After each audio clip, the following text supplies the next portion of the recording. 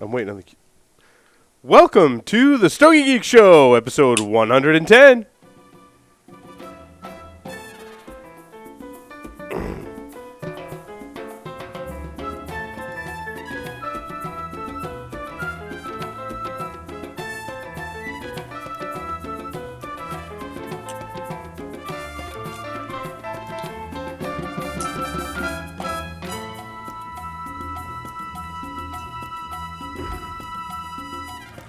This episode is sponsored by Mr. J's Savannah Smoke Shop, located here in Rhode Island. They have an outstanding selection of premium handmade cigars. And by the Havana Cigar Club, located in Warwick, Rhode Island. It's a great place to enjoy a drink and a cigar. Stogie Geeks listeners can find a $5 off coupon on our website by clicking on the HCC logo. And by Debonair Cigars. Visit stogiegeeks.com/debonair for a list of retailers who carry Debonair. Buy some today and get a little more debonair. And by Ocean State Cigars. Try the J. Grotto Series cigar, including the Connecticut Shade Silk and limited edition J. Grotto Reserva lines. Visit them on the web at oceanstatecigars.com. Welcome, everyone, to this edition of the Stogie Geek Show. I'm your host, Paul Asadorian, joined here in studio by Mark Jr., wearing his signature Bruins jersey. Very 2 weeks, nice. baby. 2 Very weeks. nice. Very nice. On the lines via Skype, Mr. Will Cooper. Welcome, Will. Hey, greetings, everybody. Nice to have you on the show. Will, why don't we first introduce the cigar that we're smoking? I'm going to turn it over to you to do that. It looks like you put some notes in the show notes about Elogio and the particular cigar that we're smoking tonight. Yeah, I think we're actually going to go through a couple of Elogios tonight, but we've all kicked off with the Elogio LSV. This is one of the, I would say, if you want to say the closest thing to a regular production line by Elogio. We're going to get into Elogio a little later in the show, but the LSV actually is we're smoking the Lancero tonight. It's a 7x38. It has a Ecuadorian Habano wrapper, a Nicaraguan binder, and a Nicaraguan filler. And for folks who might not know, this wrapper, this was originally a Nicaraguan Puro. And towards the end of 2011, and we'll talk about it a little later, they made a change to this wrapper to a Ecuadorian Habano. Excellent. Now, Will, you're smoking the same one that we are? Yeah. The LSV Lancero? Yes. Now, this is a limited. This is part of their limited line, correct? It's a limited production, so they only do they do it ongoing, but they only do they're a small batch to begin with, but from what I understand, this is a smaller batch. Okay. Yeah. So it is limited. It is limited. They're not going to be easy to come by. I gotcha. And these are Nicaraguan, Ecuadorian Habano? Ecuadorian Habano. For the LSV. For the LSV. And the Elogio is Nicaraguan Puro. The Habano, yes. The Habano is, yeah. Okay. I gotcha. Sometimes it's difficult to tell them apart because they have very similar bands. The bands are the same, dude. Like, yeah. Yeah. At one point, one of them had green on the side, didn't it? I think they both had green, and then they switched to black and gold. They did have a green. And now both of them are black, too? I believe so. Yeah, that's weird. But awesome cigar. This is the second one I've had of these. So, yeah, go ahead, I agree. So, Stogie Geeks listeners can order their Elogio cigars by calling the Havana Cigar Club 401-287-4250. They're going to be doing some specials. I also have a form that you can fill out online if you are interested in that. I'll post a link. You know what I'll do? I'll make stogiegeeks.com/Elogio. Go to the form where you can request information on how to order the full line of Elogio cigars from the Havana Cigar Club. I have that link in here, but it needs to be shortened. So stogiegeeks.com/Elogio. And it'll take you to it'll get you in touch with the folks at Havana Cigar Club so that you can order them. They are going to be running specials. I don't have any information about specials now, but I know that Todd said he's going to be running some specials on Elogio. Yeah. I think he needs to make another order, probably because I've smoked through a ton of them. Well, I we think you both have bought as a well. lot. Yeah, Yeah, we've both yeah. been buying a lot of them. So it's finally they're around, right? Yeah. And that's the thing with this brand is that they haven't been around New England. The distribution is not that big, and you Yeah. have to find a shop who has them and then is willing to, do telephone sales or whatever it is, right? So Yeah, because they're glad to have them. Glad to have them. Yeah, because they're not sold online. So, anything else on Elohio, Will, that you want to mention? Well, they actually are a vertically integrated company. So they have their own farms, and the cigars are actually made in Nicaragua, and they're blended by Carlos Pereda Rabena, and that is, yes, the same Rabena family. He's the grandson of Alejandro Rabena. So they have a very small factory where he's doing that, and I believe their total production for the year is only 50,000 cigars total. So they're extremely limited, and that's why they're very limited in terms of their distribution. Yeah, it's like a true small batch. And, Yeah. and I tell you what, I love smoking their cigars. I was really excited they were coming to Rhode Island. Me too. So Yeah. we'll talk more, but I talked a lot about the Habano line. My favorite one's definitely Boxworthy or better, I would say. Yeah, absolutely. All righty. The cocktail of the week. We are drinking Old Fashions. We've drank these on the show before, but yeah, we it's been did a little while. It was, it's one of our favorite cocktails. Yeah, but it's probably good. We that probably you had them space out several a little times. bit, Yeah, several times on the show we've had Old They're Fashions. strong. They are. They were once described to me as a really good way to hide a shit ton of bourbon. Yeah, yeah. But our different take on the Old Fashioned, you've made them the traditional way, well, what I consider the traditional way. But the whiskey that we've used is very different. And we're using Sam Houston. Right, which is an American whiskey. And this 1.75 liter bottle cost a whopping $25. So, we talk about budget cigars. That's We a talk about budget really whiskey if expensive I've ever cigars. seen one, because it's good. Yeah, it's good. For $25. You can drink it on the rocks, no problem. Absolutely. Absolutely. Yeah. Or And use for it in your- $25 for a handle on the rocks is a pretty good ceiling for something of that price. I had one in a Manhattan earlier, in the earlier show. Yeah, yeah. Now, the earlier show, we don't drink beer anymore. We seem to be drinking cocktails as well. So it's a good better. thing I got this 1.75 liter for $25 because we might run out for drinking it on both shows that are recorded That's here. funny. That's funny. Yeah, so I thought that was a great value. Hey, I think- bought one of these for my golf trip last weekend. Yeah. And we drank like almost all of it in the first day and a half. On the road trip up. Yeah, there was 5 of us. It was aggressive. It ended in a separated shoulder, but that's all right. That's a story for another day. At the end of the show, tune in for that story. Yeah. That's a fabulous story. So tell us a little more about the Sam Houston American whiskey. Sure. As they call it. I actually think it's a lot like bourbon. It is. It sort of has that sweetness. It's more toned down in this, but it has that like woody type flavor to it that you get from a good bourbon because it's aged in the white oak barrels. So it's just an American whiskey, which could mean anything, right? As long as it's made from a grain. And at the price, right? They're not talking about mash bills online like they would if it was a super premium, but I would assume that there's a lot of corn in this because it has that sweetness like bourbon. Mm-hmm. So, and that's why it makes a good old fashioned. That's why it makes a good Manhattan. That's why it makes good. It's a good pairing for those older style cocktails. I agree. Yeah, I agree. I love it. I buy it all the time. All the time. It's just staple. Mainstay. Yeah. Mainstay. Yeah. And, I think what I want to do is kind of tie the, somewhat budget kind of whiskey and bourbons along with some budget cigars. I think I was telling Will and Mark Jr. that, we talk about some really high-end cigars and some really high-end scotch or whatever. And then, how far down can you go before it's just like horrible, right?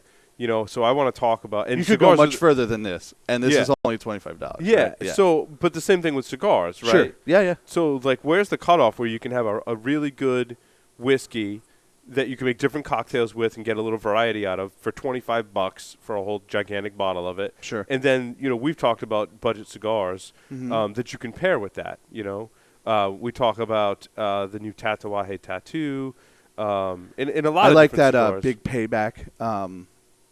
That Matt Booth did at Room 101. That's another nice budget cigar. Yes. The Robusto was particularly good, I thought. So yeah, there's a lot of Illusion. Illusion makes some fantastically priced cigars. Yeah. Rothschild. Yep. Rothschild's The a great Rothschild, cigar that's for the other $5. Yes. How can you go wrong? Yep. The Robusto from the tattoo line, $5. How can you go wrong? Yeah. Can't. Those are the kind of tops in my mind that I recommend that if you're kind of on a budget and are really kind of watching how much you spend on some of this stuff, this is a way to really enjoy a lot of the things that we talk about, pairing a cocktail with a cigar without, spending hundreds and hundreds of dollars a week. Well, yeah, absolutely. It's perfectly said. But what I wanted to say it's been a nice trend in the industry recently that a lot of the big people have been putting out budget cigars that are of high quality. I do want to get to our interview, but I want to talk about something. Along the lines of this conversation, that Scotland may or may not gain their independence from they're not today. Today. That's today, right? Yeah, but we won't know until today. Tomorrow. Right. No, the vote was on Tuesday. I thought it came out. But we won't know till tomorrow. Yeah. Right. So maybe by the time you're listening to this, we will have known. It might even be posted by now. They're 6 hours ahead of us. It's true. It's true. Who knows? So maybe we'll have an update for you later in the show. Do you guys think that's going to affect the price of Scotch? Is it going to go up, down, stay the same? It's got to affect it. It's got to affect it somehow. In some way or another, yeah. Right. Usually for the consumer. They're on the pound. If they switch to the euro, that's going to affect it immediately anyways. Yeah. So we may overnight. see that would produce some variations, maybe up or down, depending. That's the big negotiation there is what currency. What currency. There's two, the nuclear subbase and then the currency. Those are the two main sticking points. The nuclear subbase is where they make subs for. No. It's a submarine base where they store their entire store of nuclear weapons. I got for the entire UK is in Scotland. Oh. So clearly that's a touchy point. Clearly. Yeah, it's enough for England to be like, whoa, what do you need? More for me is the Scotch, though. I mean, that impacts me personally, right? Our nukes are fine. Yeah. This is true. Yeah. As far as we know, our nukes are fine. For now, that's good I news. guess, right? So we can sit back and drink Scotch and smoke cigars and interview Kyle Gellis from Warp Cigars. Kyle, thank you very much for joining us tonight, being patient while we got the show started there. Welcome to the Stogie Geek Show. Thanks for having me, guys. Not a problem. Whenever you're talking about Scotch, it's fine with me. Oh, good. Excellent. Kyle, what was your background prior to getting into the cigar industry? Actually, it was the paintball industry from when I was 14 to 18, and then Warped was started when I was 19. So the only thing I've known in my adult life, actually, is the cigar industry. I gotcha. Well, I mean, I would say paintball is pretty awesome, though. I don't see why you left that. It was interesting. I played tournament paintball, and I actually owned Warped Customs, which provided the headwear and apparel for the industry. It was the largest distributor for headwear in the industry, and we did that for 5 years, and it was just crazy. What year was that, Kyle? That was between 2005 to 2005 to 2009, I think. Okay, I predate you there. I was in the paintball industry. In the early, probably like mid-90s. With who? I actually worked for, because we live in Rhode Island, I worked for Rhode Island Paintball, which is pretty funny. Oh, okay. Yeah. Yeah, because like mid-90s, the only thing I think of is Sandana. Yeah. Was that the headgear? Yeah, headgear. Yeah, they did. They were the ones who like originated and started it. Yeah. And in the mid-90s, they had like Venom wear and things like that. I think I had some of that stuff. I did. Yeah. Yeah, they fell off, and I kind of took their place. Oh, that's pretty funny. That's pretty funny. We were both in the same industry at different times. Yeah. And now we're both here talking about cigars. So tell us about your company, Warp Cigars. I was born in 2009, and we've been making cigars in Miami since 2009, and accessories since 2011. We started off with the Cigar Review Notebook, and then we just progressively move forward with things. I had to finish. I was at college at the University of Central Florida, so I had to take about a hiatus, about a year and a half off, and then day after graduation, I went back down to Miami and got back to work, and we debuted at the IPCPR this year for the first time, and so it's been just crazy playing catch up and really going through the IPCPR process itself. A week in Vegas is too long. Yeah, sometimes 3 days is too long. Yeah. 72 hours, red eye in, red eye out, and that's probably about where I would say. My comfort zone, right? Hey, Carl, you said you went to UCF? Yep, UCF. My son's going right next door to Full Sail. Oh, Orlando it's crazy. You got Valencia, you got UCF there, you got Full Sail. It's a madhouse over there. I have one of my little brothers right now. He's at UCF for mechanical engineering, so it's I'm up there a little bit, to see him a lot. So it's crazy to see it grow because it's the second largest in the country now. So Oh, it's a huge school. Yeah, that couldn't believe it when I was down there. it's a huge school. So Kyle, the warped name, did you carry that over from your paintball gear? Yes, it was just such a part of my life that it was my nickname in paintball since I was like 8. It was warped, and then it just kind of carried with me all the way, and it was my identity. So there was no real name to change the company name. I just brought it with me. Nice. That's pretty cool. So what was the first cigar line that you released under the Warped brand? It was a cigar called the Nubis. And then we had Anubis, Osiris, and then Private Blends. Those were dating probably about 2007, 2008, 2009. All made down in Little Havana. And then those brands, that was the start of it. Then, finished school, came back, and went, and we have El Oso, La Colmena, and Flor de Valle. I like how you pronounce those. I could not do those justice. So describe for me. Describe for me the El Oso line. El Oso we have 3 Vitolas. We have Papa, which is a 48x6 Belicoso. We have Mama, which is a 38x7, and then Cub, a 44x4. All of them use, Papa and Cub use an Ecuadorian Habano Oscuro wrapper, Nicaraguan Dominican filler, Ecuadorian binder. And then Mama actually uses a San Andrea wrapper because it's got a little bit more of that sweetness to it, and we wanted to really bring that elegance to a Lancero. So we just used a different wrapper, really medium-bodied, but just kind of really dark and earthy, and a lot of chocolate too, a lot of earth. It's just something a little bit different in a medium-bodied format. And then Colmena, we have there's the Amado number 36, the Amado number 44. And then you have the Unuco Especial, which is a 48x5 Unuco that we did just for the IPCPR attendees. And it's a limited run of 10,000 cigars in 1,000 limited edition tins. And those are medium body, using Ecuadorian De Florada wrapper, Nicaraguan and Dominican filler, and then 2 different contrasting Ecuadorian binders. A lot of fruit, a lot of cream, a little bit of spice. And it's just a really beautifully complex, medium-bodied, blend that we're really proud of. What about some of your other brands as well? Kind of set the stage for our listeners. I'm sorry, what'd you say? Kind of set the stage for our listeners if they want to try your brand. Tell us about the 2 other brands in your portfolio: the La Colmena and Flor de Valle. Flor de Valle. Yeah. Flor de Valle is a 100% Anganorsa tobacco with Corojo Rosada, 99 wrapper, and then Corojo and Criollo filler and Corojo and Criollo binder. It's a little bit, it's a Nicaraguan puro, so it's going to have a little bit more spice to it with a little bit more power, but it is, I believe, a true medium, but it has a lot of fruit component to it with that spice, so you're getting this whole sweet and spicy, and it's it's very, very complex and always changing.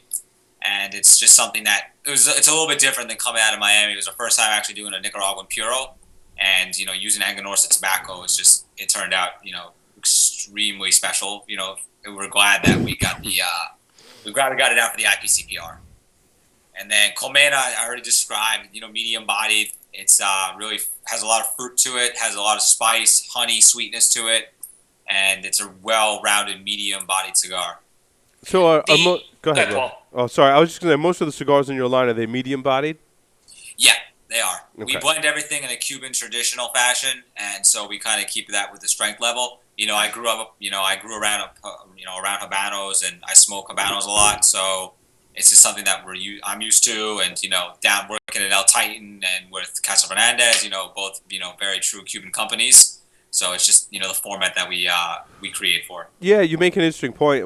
A lot of the Cuban cigars that I smoke have that similar kind of strength profile where they're all just around in that medium kind of mark, and that's the way you've kind of done your brands. I think that's pretty interesting. Mm-hmm. It's like the only Cubans that I know that are a little bit more spicy are, Partagas or, yep. But they're not full-bodied. They're true medium. It's got more spice to it. It's, full-bodied.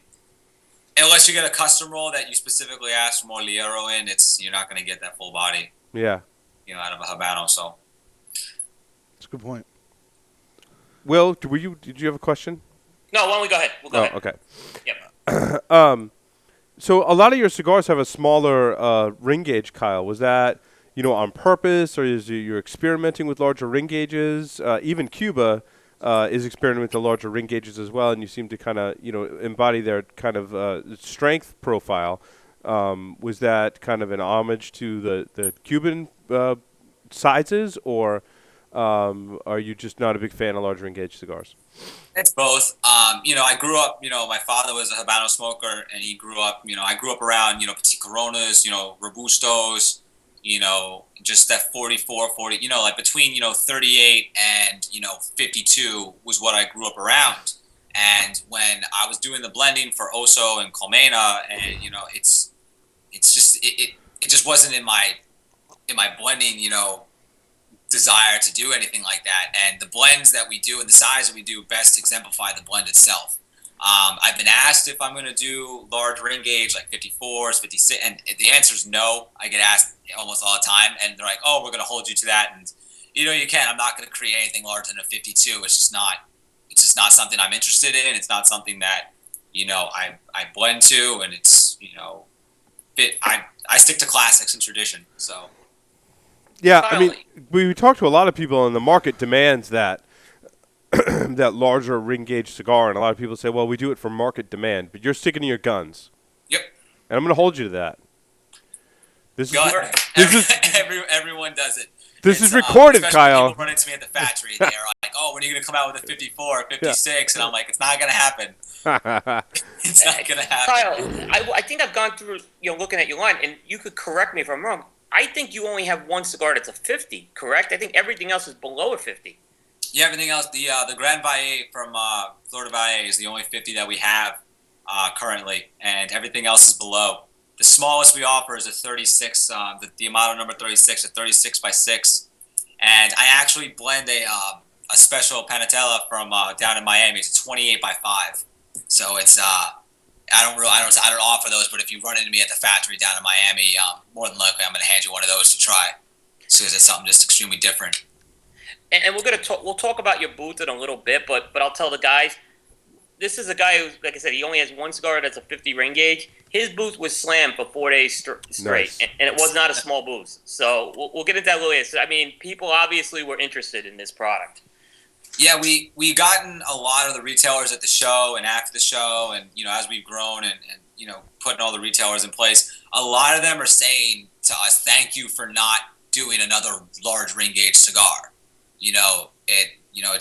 We seem to be very well received in that aspect. That people are very happy that we're not offering a 54, a 56, a 58, a 60. It's just people are always going to want traditional sizes. And I understand the market demand for them. I understand, the mindset behind them. But, as I said, it's just something that, we don't want to undertake. And, everyone's cigar preference is completely personal. And I love that about cigars. But for me, I can't get into large ring gauge. I can't get into them. It's just, there's not the ratios off for me and all that. And it's just something that, we stick to here. Kyle, how did you get connected with El Titan de Bronze? When I was doing Miami cigars before, I knew Sandy, and it just kind of one of those relationships. Like when I started down in Miami, I literally, because back then in 2007, 2008, there was a lot more factories down there. I got the door slammed in my face a lot of the time when I tried to work with someone or asked for, to do a cigar. I was, 18 at the time. I mean, like, some little, an 18-year-old walking in a factory door trying to make a cigar, they didn't take you very seriously. But Sandy's always been very welcoming, very warm. And when I went back down to Miami, I knew exactly where I was going to go. And it was right back to El Titan. And so it's just one of those things that I told her what I was wanting to do, what I was looking to do. She saw my vision. She shares the same vision that I have of, the highest quality cigars, out of Miami. And, employs, the best Category 9 rollers. I mean, the rollers there are phenomenal. And it's just we share the same vision. And so it's been a journey ever since. So is there a relationship between Casa Fernandez and El Titan de Bronze, or are there two separate factories that you're doing cigars with? There are two separate factories that we're doing doing cigars with. So we have, Miami made is Sandy, and Nicaragua is Casa Fernandez. Well, what led you to do the Nicaraguan cigars versus the other tobaccos from a lot of different countries? For the Nicaraguan Puro, Yeah. it was I knew about Anganorsa tobacco, and I knew the quality behind it, and it's extreme. You can't beat it, and so it was that same vision. I like to work in a traditional Cuban fashion, and entuabo, triple caps, and everything that goes along with Cuban tradition. So it was one of those fits. Nice. They've seen. I mean, I've gotten to know the folks at Casa Fernandez. They really seem to have this almost like incubator for brands looking to get started. To not just throw them the leftover tobacco, but give them some really good tobacco and work with you guys. Did you find that was a really kind of educational relationship working with Casa Fernandez? Because that's what I tend to hear from a lot of people. Oh, when I go down to to the factory down in Doral with at Casa Fernandez, I usually don't talk. I just listen to Paul and everyone there, because it's an education. Yeah. Time you're down there, or even like when Eduardo, if I see Eduardo or Arsenio, you just kind of shut up and listen, and you watch, and you learn. I mean, I learned so much just from every aspect, from land to tobacco to retail to everything from them, and it's been a great relationship, and it's something that I'm looking forward to developing more and more as we go along with the brand. Yeah, I sat with him in Jacksonville last weekend for a little while, and I realized how much I didn't know about cigars after talking with Paul. Fascinating guy. Yeah, I brought people from our office for the first time down there to meet him, and they were just like, he's like, you're right, you don't talk, you just listen, and Yep. It's true. When you get a chance to sit down with them, just enjoy the knowledge you're going to get, because there's a lot of it. Yep, I agree. Yeah. So, in addition to, well, let's talk about cigars a little more before we get into accessories. You went all out at IPCPR, Will tells me. Did you release new cigars at IPCPR or just line extensions? We had, before IPCPR, we had El Oso, we had Papa and Cub. At the IPCPR, we released everything else. Mm-hmm. Mama from El Oso, Colmena 3644, Unuco Especial, and then we actually did a limited invite-only release for Floor, and then all the accessories were released. The jar door, the cases, the ashtray, everything was on debut for the first time. So it was a rather large offering, and it was I got to give props to everyone who came by the booth and saw everything, and because there was a lot to see and a lot to listen for. So this was a first class booth. A lot of and I'm not trying to knock companies, but a lot of companies for their first year they just really have a table and maybe a back display. I mean, you had a real booth in there, which was very unusual for a first year. Now I want to see you're not a first year company, but this was obviously your first IPCPR. So you obviously went in there with a plan to really go all out, it seems like. You have to go into, if you're debuting for the first time, we've been in the business for 5 years, and, we never did an IPCPR, so it was a decision to make to go in and, do it on a level that, is true to us. We wanted to make sure everything was perfect. We wanted to really, show off the design and, our ideology behind the company. And it was just one of those things that, you had to make some noise. And we were in a great area for the booth. We were around, some great boutiques, with Epic and, Skip with Roma Craft right next to us. And, we had a really great, surrounding neighbors. And, it was a really great experience for us. Despite, as our first one, we didn't know what to expect when we walked in. So it was really easy with all the people around us.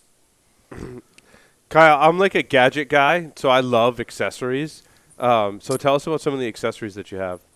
So we have the Jarador, which is a ceramic jar humidor, which is cedar lined with a humidification puck within the lid, and it's gasket sealed, holds 25 Churchills, 48 by 7. Then we have the gondola ashtray, which is kind of hard to describe. Now wait, go back to the Jarador. You said you're a big fan of the Cuban cigar culture. The jars are very popular in the Cuban cigar culture, right? Yes. I mean, is that where they originated from? Was from Cuba? Yeah, Cuba started doing them years and years ago with the Millennium Jar and things like that. And, back then it was just a cylinder jar. And then they started progressively getting better and better. And it's, some of the designs that come out now are pretty crazy. And, it was an inspirational thing from them, and as I said, like we're so deeply rooted in the Cuban way of doing things that it's we draw a lot of inspiration for blends and Yeah. Brand design and everything of that nature from them. So does your Jarrador come with Cuban cigars in it? Because then I definitely order one. No, absolutely not. You got to add your own cigars. Okay. So they're actually limited to 1,000 pieces. So once the 1,000 are done, I'll create a new design for them, and then it will be just another. It's just going to be a collection of them as they go out throughout the brand. And then we have the gondola ashtray, which is it's kind of hard to describe, verbally. So you just have to go check out, Cigar Coop and check out the photos. Holds 464, up to 64 ring gauge cigars, and it looks like a gondola boat that you just place in the water. It's really, really different because I grew up around seeing square and circular ashtrays, so I wanted to do something very different. And then we had the Series 1 cigar cases, which came in 3 sizes. They're all handcrafted in Spain. They use a hyperfuse technology, so there's no stitching on them at all. And they're handcrafted, hand-tooled. Only 20 of them can be made a day because of the process that is needed to create them. And there's 3 sizes. There's Blue Ring, holds 352 by 6.25. There's Fire Belly, holds 348 by 6. And then Tortoise holds 250 by 5. Very cool. I'm always in the market for an ashtray. That ashtray, it is on Cigar Coop. It's a sharp-looking ashtray. I can't find it on there. I can't find a picture on your website, Kyle. Yeah, it's actually not up yet. We actually photographed it today in the office, so Okay. It should be up by tomorrow. But it is on Cigar Coop because I know I took all the display windows down for Will to get his photos. Oh, I see it now. Yeah, that's really cool looking. I like it. Did you see that? Yeah. We might need one of those for the studio. All right. I like it. So, Kyle, what's your favorite Cuban cigar to smoke? That's a tough one. I mean, All right, depends. all right, If here- we're talking regular production, then it's going to have to probably be a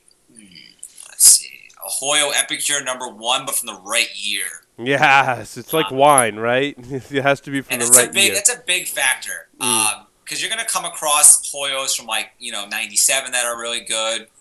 2006 was really good. 2007, the Hoyo EL07, the Edición Limitada, those are phenomenal. I got a couple boxes stashed of those. And then just a regular, a very good cigar that's out right now, probably like 2012, 2013, is the Ramon Allione Specially Selected Corona. Those are doing really, really well right now, despite being young.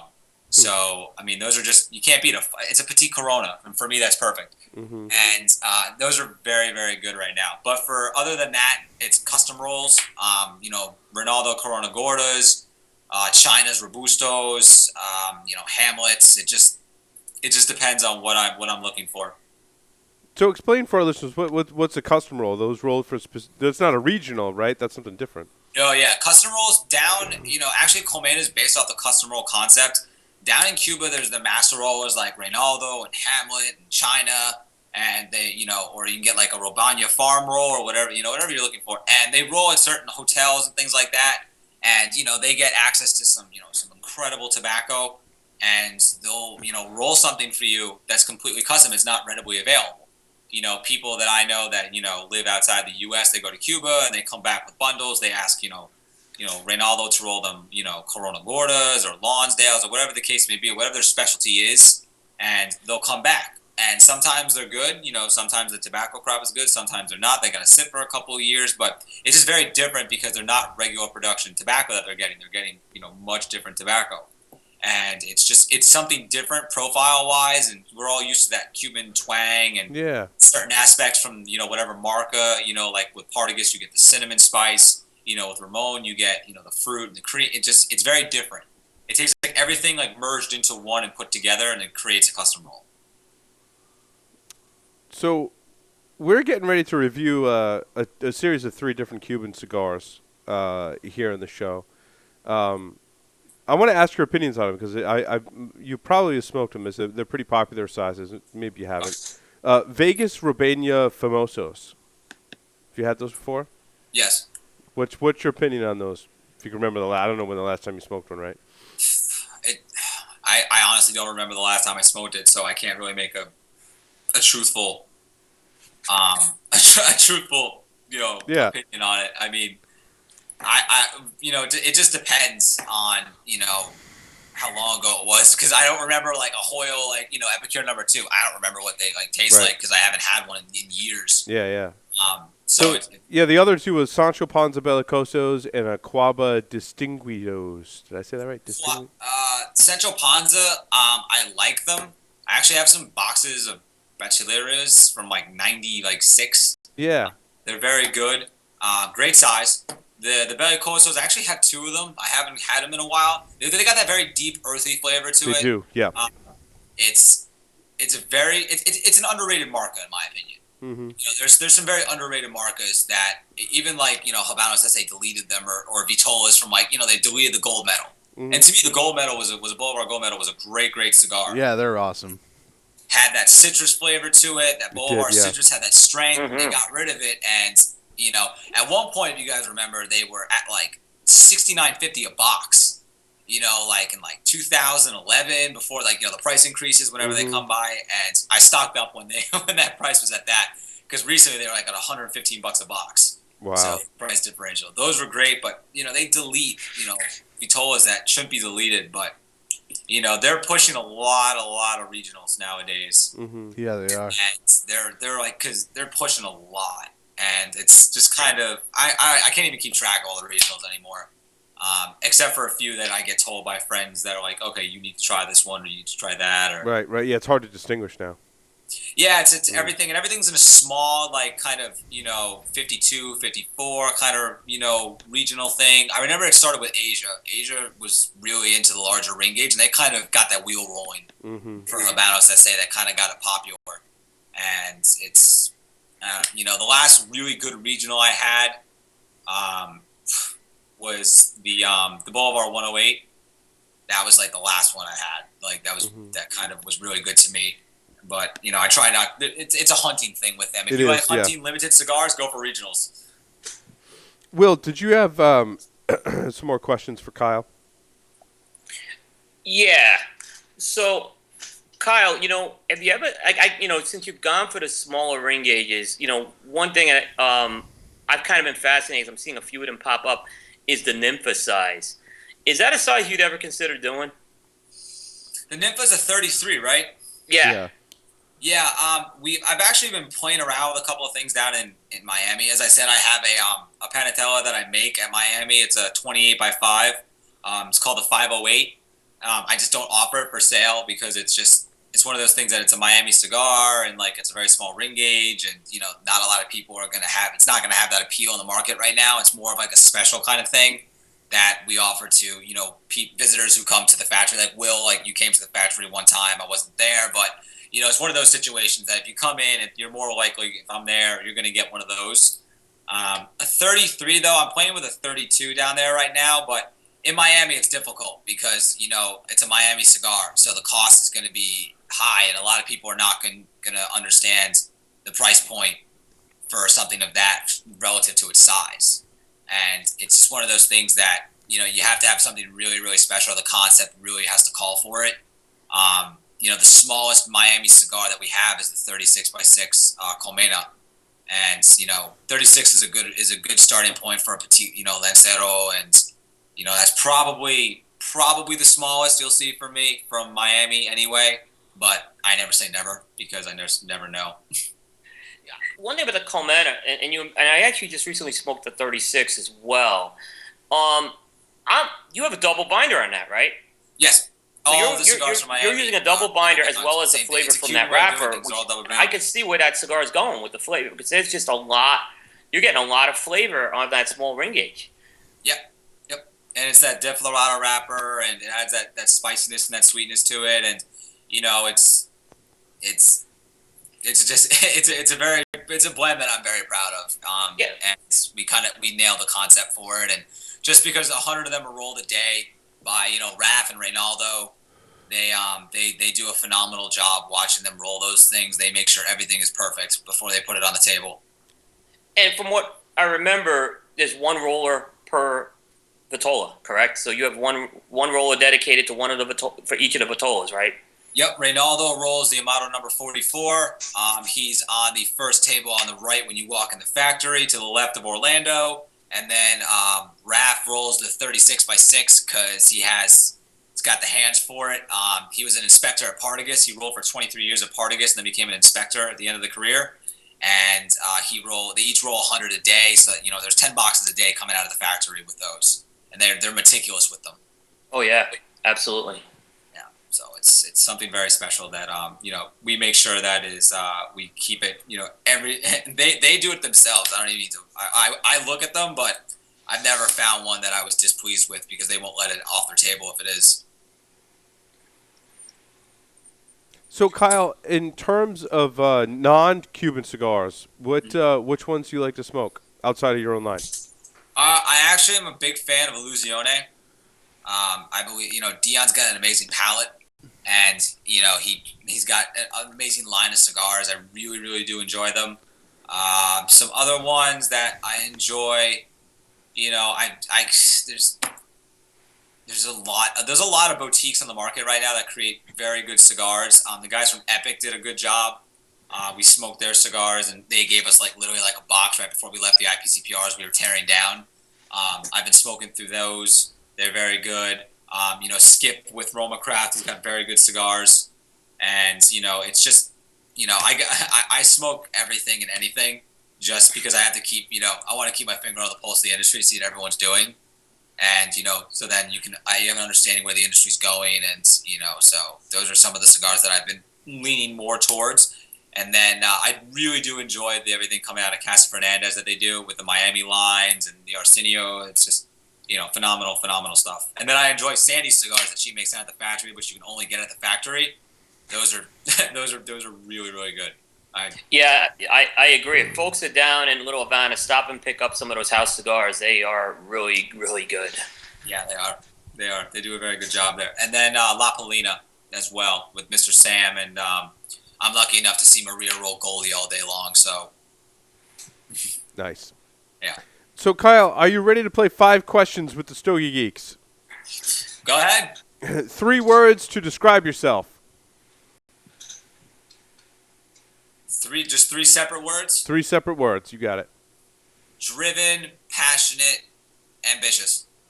If you were a serial killer, what would be your weapon of choice? 9-iron. I like that. It wasn't a 3-wood. It wasn't a putter. It was fucking 9-iron. If you wrote a book about yourself, what would the title be? Don't do it. In the popular game of Ask Grabby Grabby, do you prefer to go first or second? First. Choose 2 celebrities to be your parents. Oh man, that's a tough one. It is a tough question. I know. We will give you some time. I will stall. Yeah, you gotta give me some time here. We should change the order. Give that to people first and say think about it. Think about it, and then go to the next 4. Yeah. Right? It is a very difficult one. We've gotten some pretty interesting answers, though. Not that I'm setting the bar high for you, Kyle. Though. Sorry about that. Yeah. Dad, I think I would want to do Paul Rudd.